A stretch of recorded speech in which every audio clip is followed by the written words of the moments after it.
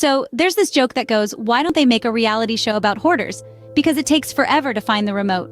Now imagine a seller named Bob. Bob, bless his heart, was a collector. And by collector, I mean if it's not broken, it might be useful someday kind of guy. He had everything from a collection of vintage soda cans to a pile of old magazines from the 70s. And let's not forget his impressive assortment of mismatched socks. One day, Bob decided it was time to sell his house. But unlike your average Joe who would declutter before a big move, Bob decided to pack up every single item in his house. Yes, even the mismatched socks. With boxes stacked to the ceiling, Bob's moving process resembled an intense game of Jenga. One wrong move and the entire tower of boxes could come crashing down. And let me tell you, there's nothing more terrifying than a tidal wave of soda cans and vintage magazines rushing towards you. As Bob navigated through the maze of boxes he had created, he realized something.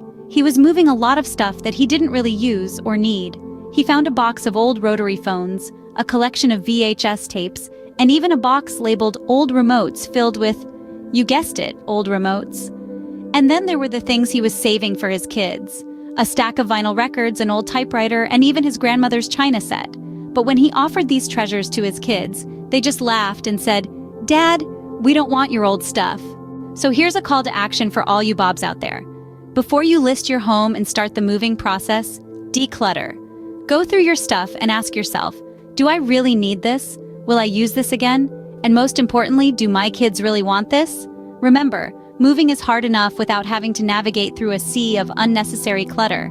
Plus, your kids probably don't want your vintage soda can collection any more than Bob's kids wanted his old rotary phones.